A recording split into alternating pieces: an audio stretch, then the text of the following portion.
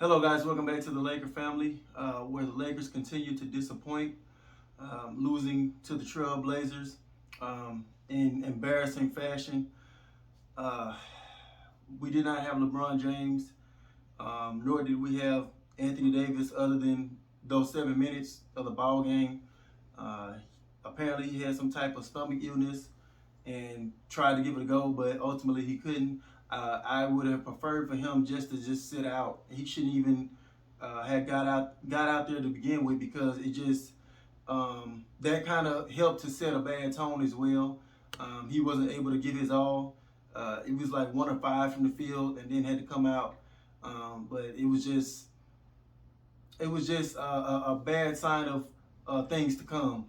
Um, we got pounced on early. The Blazers jumped on us. We had no answer for Damian Lillard.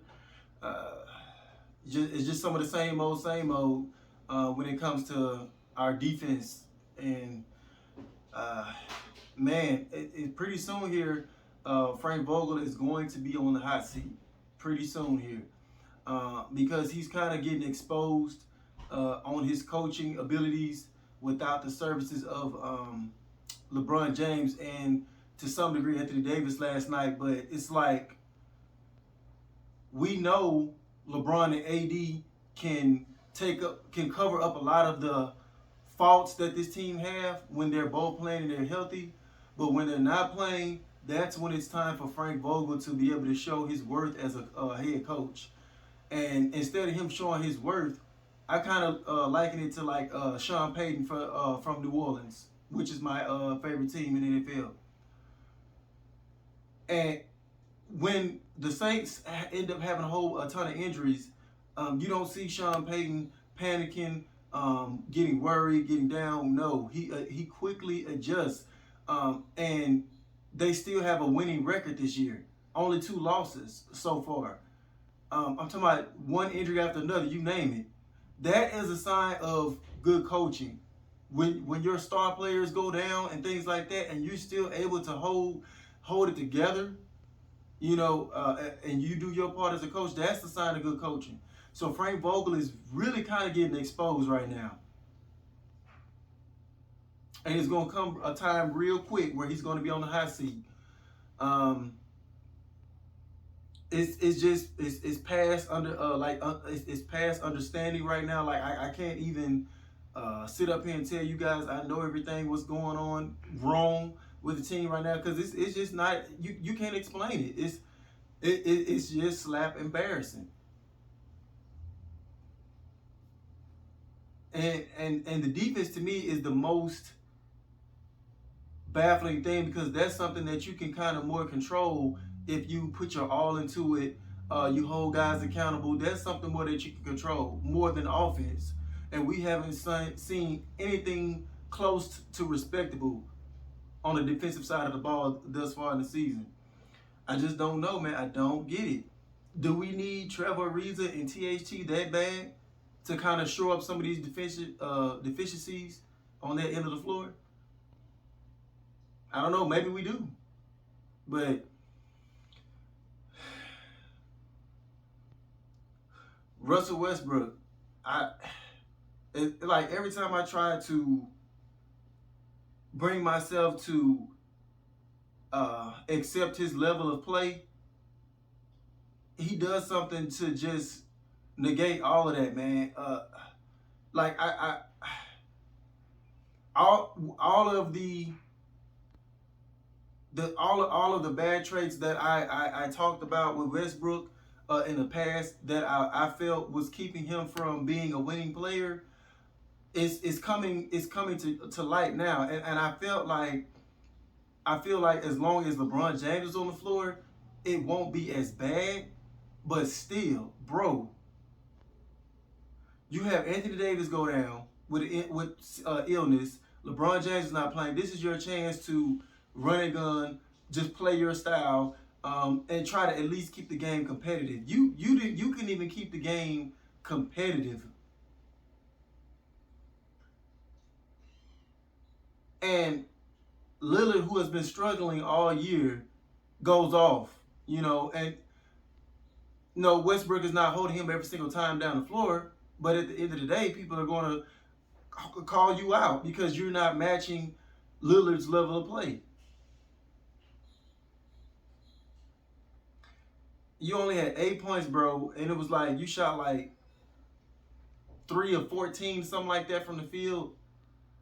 6 turnovers. And I just got mad at 2K for the rating they gave him. They dropped him down like 2 points on 2K, like 84. I still don't believe he's an 84 rated player. But you're not doing nothing to help justify that with that last night performance and some of the boneheaded mistakes you were doing before that. I don't want to regret the decision of bringing him here, especially not this early in the season. But as of right now, it's not looking promising, guys. I'm just keeping it a book with y'all. It's not looking promising. The easy road to the championship that we thought we was going to have is not looking like that at all. We're going to be in a dogfight if it continues to be like this. I had concerns about the defense coming into the year, but not this much damn concern. I did not think it was going to be this bad. This is a beyond bad. Our defense. Atrocious. Malik Monk was our leading scorer tonight. Come on now. He had 13 points. Carmelo Anthony couldn't find a rhythm. 4 of 14. DeAndre Jordan just looks like an old dinosaur out there. You got guys that, like I said, they are these hot, streaky shooters. When they're playing against you, but as soon as you get them on your team, they just become cold and act like they forgot how to shoot a basketball from beyond the arc. Bazemore, Wayne Ellington, Malik Monk, they all went like 3 of 7 or some crap like that from 3-point range. Guys that were known knockdowns, killer 3-point shooters. And they always come to the Lakers and forget how to shoot.